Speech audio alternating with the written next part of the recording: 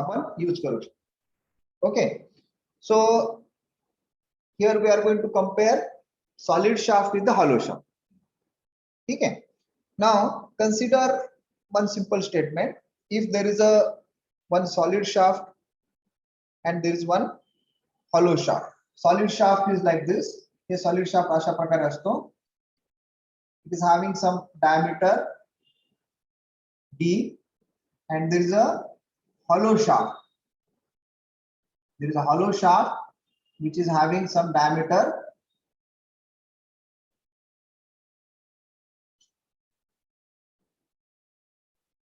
like this. So this is the hollow shaft. Hollow shaft is having some inside diameter and there is outside diameter. Okay. Now consider that.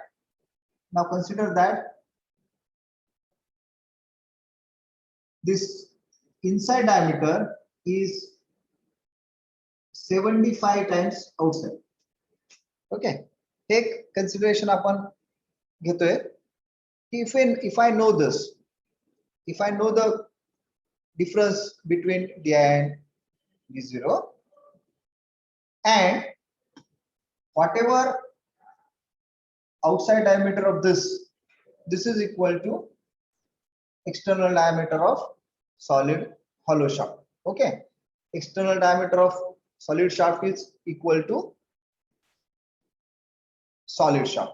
हे जर आपण घेतलं तर आपण इथे त्याला कंपेअर करत असताना हे पॅरामीटर फिक्स ठेवतो. अजून काय पॅरामीटर फिक्स ठेवणार आहोत? If both having same material and length, हे जे कंपॅरिझन आहे, काल मी एक तुम्हाला स्टेटमेंट लिहून दिलं, त्या स्टेटमेंटचे रिलेटेडच आहे. If both are having same material and length, then what should be the strength wise or we can say weight wise or stiffness wise, which one is having beneficial. त्याच्यामध्ये दोन्ही पैकी कुठलं बेनिफिशियल राहणार आहे? सॉलिड शाफ्ट चांगला असतो का hollow shaft चांगला असतो, हे आपण इथे पाहू शकतो. So these are the things. आता आपण हे मुद्दाहून काय घेतलं तर याच्यामध्ये आपण अशा प्रकारे एक कंपॅरिझन पाहणार आहोत. तर कंपॅरिझन हे याच्यासाठी पाहणार आहोत की याच्यामध्ये आपल्याला इक्वेशन कळून जातील. याच्यामध्ये आपल्याला सॉलिड आणि हॉलो शाफ्टचे स्ट्रेंथ इक्वेशन कळेल. त्याच्यानंतर त्याचं कंपेअर केलं तर कुठलं चांगलं असतं याच्यावर एक दोन क्वेश्चन येतात, तर ते सुद्धा कळून जातील. Okay, so just we have considered this and let us compare solid shaft with hollow shaft as compared to weight, as compared to strength or as compared to its stiffness. ठीक है, stiffness सुद्धा आपण compare इथे करणार आहोत. ठीक है, so let us say that comparison of solid shaft with hollow shaft as compared to weight. Number one, for example, if I say weight, आता आपण इथे एक अशा प्रकारचा एक सॉलिड शाफ्ट घेतलाय आणि अशा प्रकारचा एक हॉलो शाफ्ट घेतलेला. हॉलो शाफ्ट आणि सॉलिड शाफ्टचे एक्सटर्नल डायमीटर सेम आहे.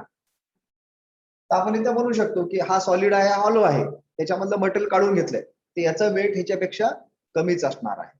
ओके, कमीच असणार आहे, तर किती कमी असणार आहे? तर ते कमी असण्यासाठी आपल्याला इथे काहीतरी प्रूव्ह करावं लागेल. Weight of hollow shaft versus weight of solid shaft असं प्रूव्ह करावं लागेल. तर वेट जनरली आपण जर पाहिलं तर वेट काय म्हणू शकतो आपण? आता weight is nothing but mass of hollow shaft multiply by G divide by mass of solid shaft multiply by G. G is the gravitational constant. तर हे कॅन्सल होऊन जाईल. इथे mass of hollow shaft with mass of solid shaft. आता आपल्याला माहिती आहे की density is equal to mass upon volume. Density of material, density is generally denoted by row.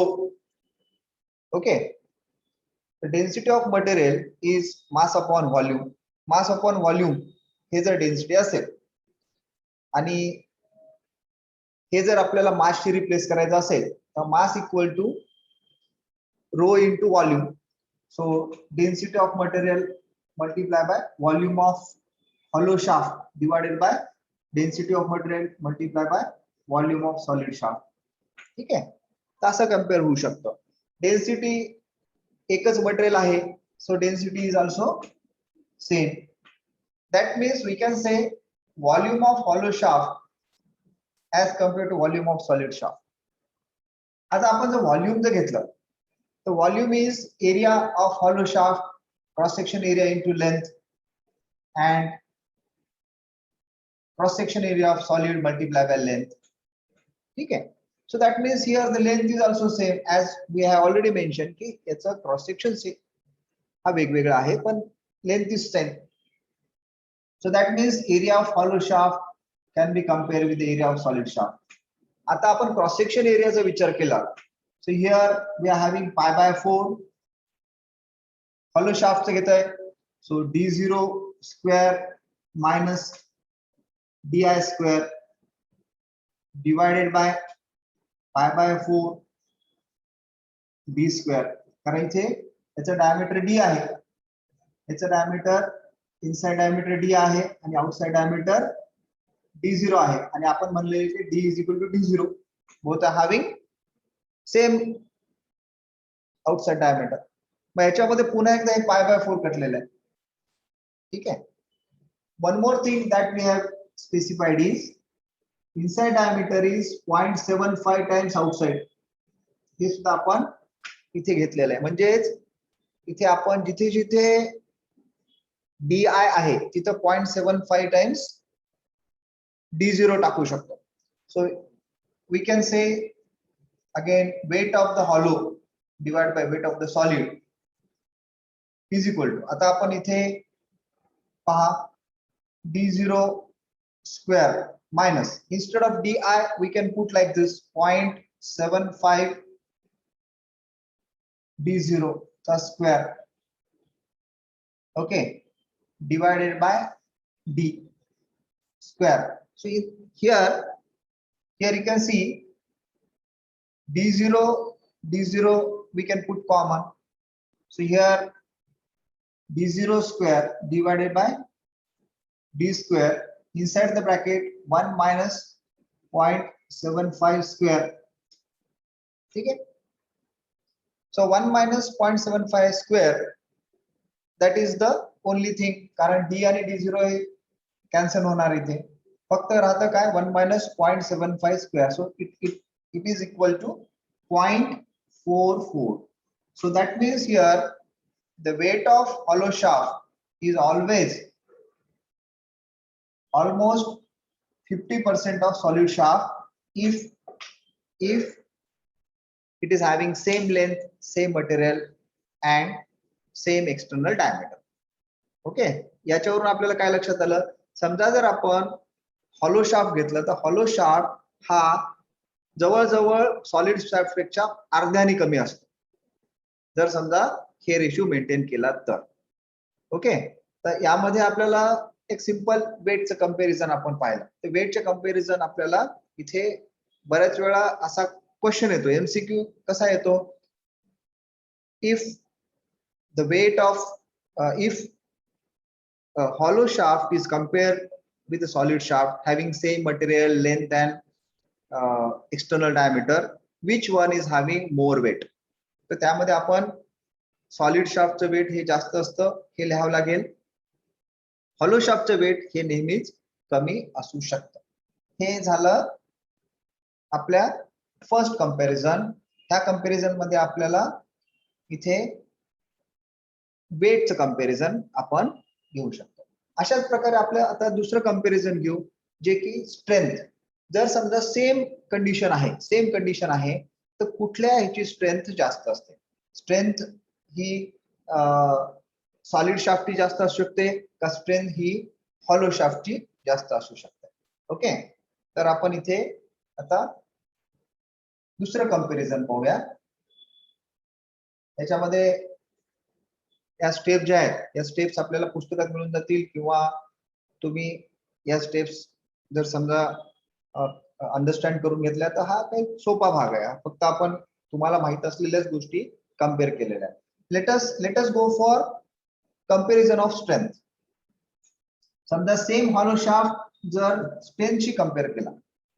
मी हा भाग मुद्दामून घेतोय कारण ह्याच्यावर मला माहिती की 1 ते 2 क्वेश्चन कुठे ना कुठेतरी तुम्हाला एमसीक्यूज फायनल एमसीक्यूज मध्ये येत आहेत आणि कोणीही इतक्या सोप्या गोष्टीसाठी ती घालू नये मार्क, याच्यासाठी आपण हे इथे देतोय. So comparison of strength.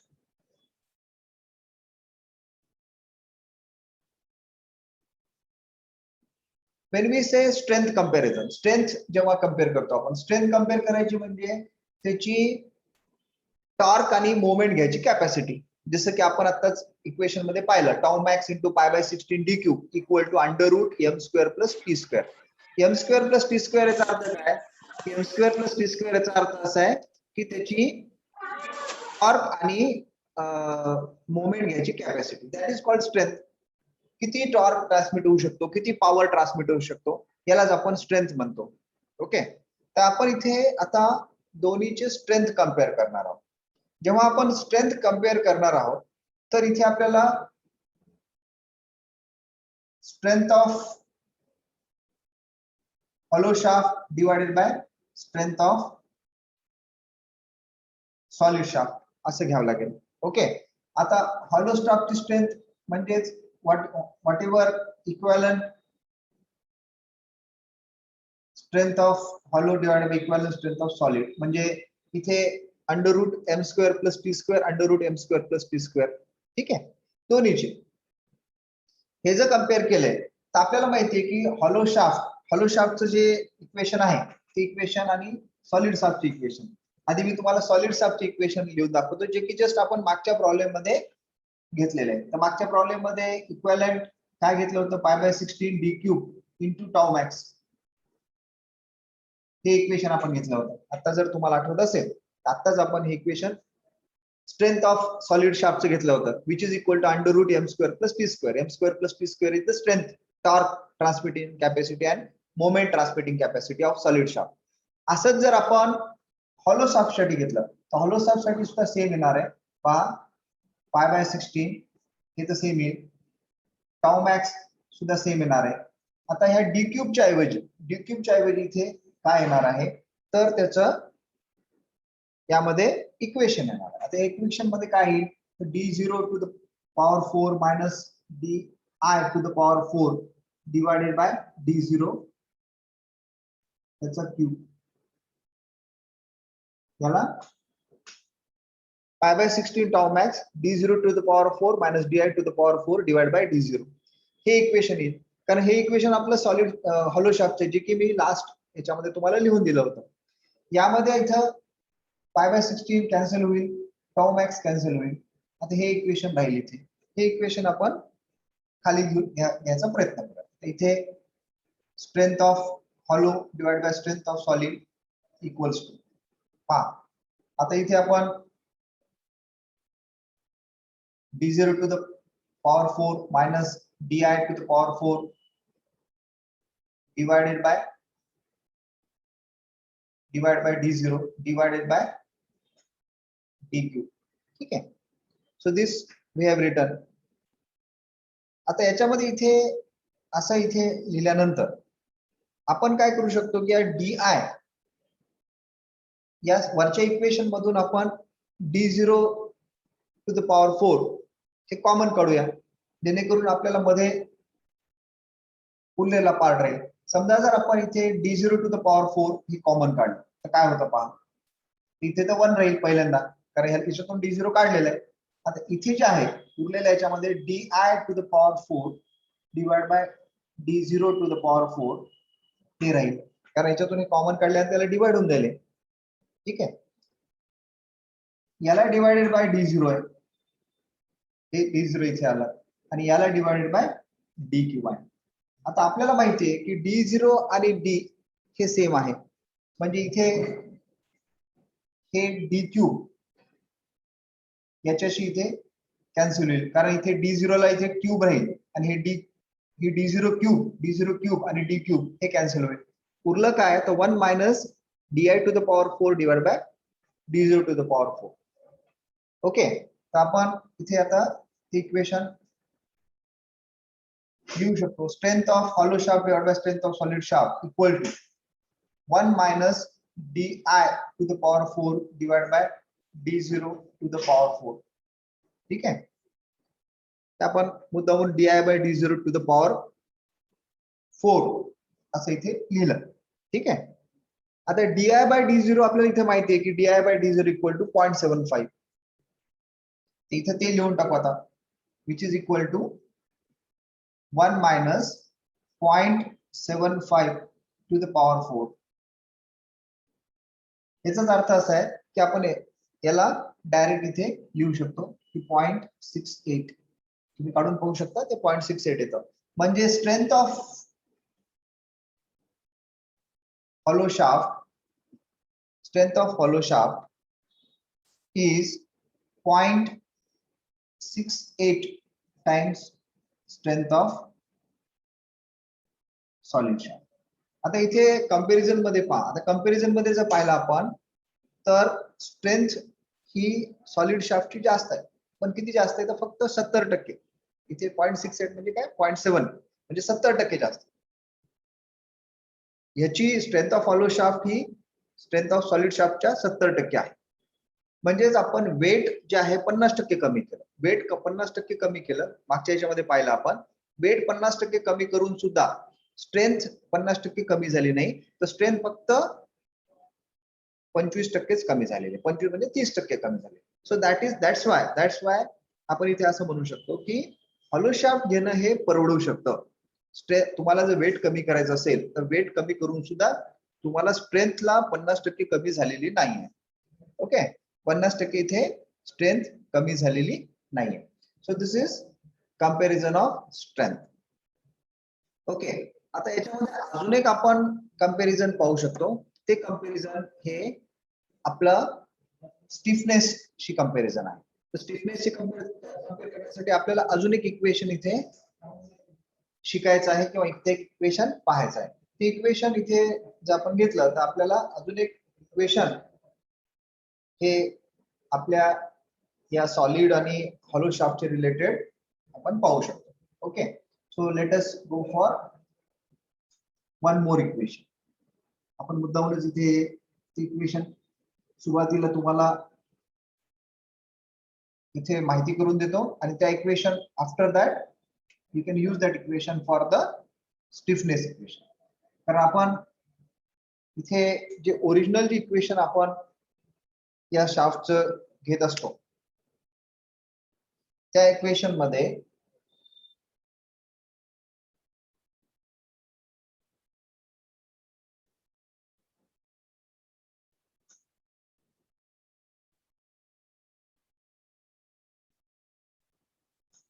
आपल्याला हे इक्वेशन सुरुवातीचं इक्वेशन आपल्याला इथे माहिती असणं गरजेचं आहे. हे जेव्हा इक्वेशन आपण पाहतो त्या इक्वेशन मध्ये टी हे म्हणजे टॉर्क ट्रान्समिशन कॅपॅसिटी, जे म्हणजे त्याचा polar moment of inertia, tau म्हणजे त्याचा shear stress divide by radius of that shaft, G is the modulus of rigidity, theta is the angle of twist and L is the length of that shaft. हे जे equation आहे हे equation आपण आपल्या जेव्हा तुम्ही तुमचा स्ट्रेंथ ऑफ मटेरियल मध्ये टॉर्शनल शिकत होता त्यावेळेस तुम्हाला हे इक्वेशन माहिती असेल. तर या इक्वेशन मध्ये आपण जर या दोन पार्टचा उपयोग केला तर आपल्याला हे जर आपण इथे घेतलं नाही तर आपल्याला एक इक्वेशन मिळू शकतं जे की how much amount of torque that can be transmitted to the angle of how much amount of twist is there, which is equal to modulus of rigidity into J is the polar section modulus,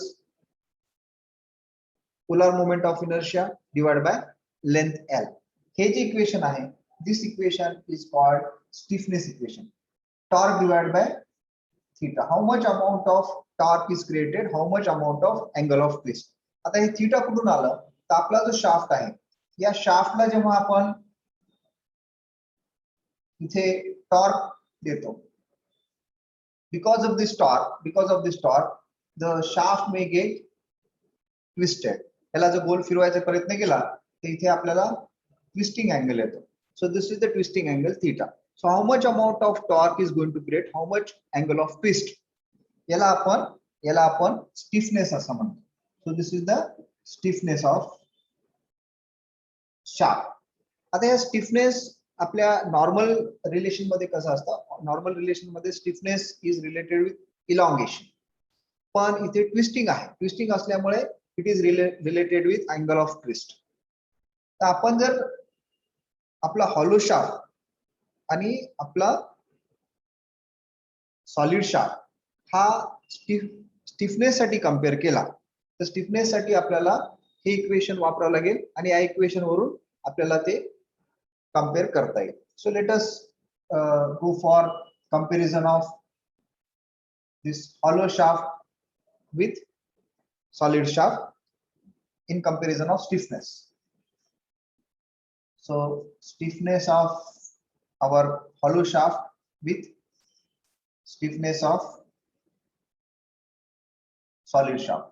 So here we must take Gj by L for hollow divided by Gj by L for solid. आता याच्यामध्ये G constant आहे, L constant आहे. So only there is a comparison between these two quantities. And we know polar section modulus of hollow shaft. Polar section of modulus of hollow shaft, that is pi by 32 d0 to the power of 4 minus di to the power of 4 divided by d0. Okay. हे झालं त्याचं comparison divided by pi by 32 सॉलिडचं comparison. याच्यामध्ये pi bye 32 cancel होईल. आता उरलेली जी quantity आहे त्या उरलेली क्वांटिटी मध्ये पुन्हा एकदा सेम रिलेशन येणार आहे. आताच आपण अशा प्रकारचं रिलेशन पाहिलं आणि त्याचं कंपॅरिझन सुद्धा पाहिलं. मी जर इथे d0 कॉमन काढलं तर अशा प्रकारे इथं क्वांटिटी येते.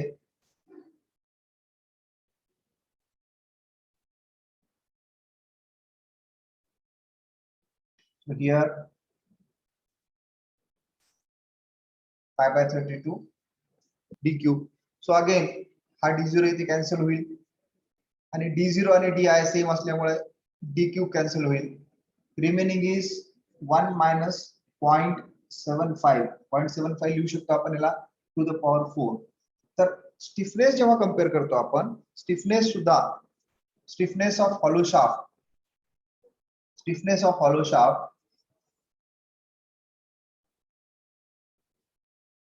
is always equal to 0.68 times stiffness of solid shaft. हे जे आहे हे त्याचं फायनल कन्क्लुजन आपण इथे काढू शकतो. म्हणजेच आपण जेव्हा स्ट्रेंथ किंवा स्टिफनेस याच्याविषयी विचार करतो तर स्ट्रेंथ आणि स्टिफनेस ही हॉलो शाफ्टची चांगली असते. म्हणूनच आपण जेव्हा पॉवर ट्रान्समिशन करत असतो त्यावेळेस हॉलो शाफ्टच घेत असतो. सो फायनली आपण एमसीक्यूज मध्ये आपल्याला विचारले जाऊ शकतात, if you compare strength of the hollow shaft with solid shaft having same length and material which is more suitable, आपण तिथे लगेचच म्हणू शकतो की hollow shaft is having good strength as compared to solid shaft if they are having same length, outer diameter and material. Okay. त्यानंतर stiffness विषयी एक question येऊ शकतो किंवा वेट विषयी क्वेश्चन येऊ शकतो. या तिन्ही केस मध्ये hollow shaft is better than the solid shaft. त्यामुळे तुम्ही बऱ्याच वेळा पाहिलं असेल की जिथे जिथे आपल्याला प्रोपेलर शाफ्ट येतात, तो ऑटोमोबाईलचा प्रोपेलर शाफ्ट असू द्या किंवा जिथे जिथे ऍक्सेल्स असतात किंवा जिथे जिथे टॉर्क ट्रान्समिशन कॅपॅसिटी साठी हे वापरले जातात तिथे ते तुम्हाला हॉलो शाफ्ट हे मोर सुटेबल असतात. So this is all about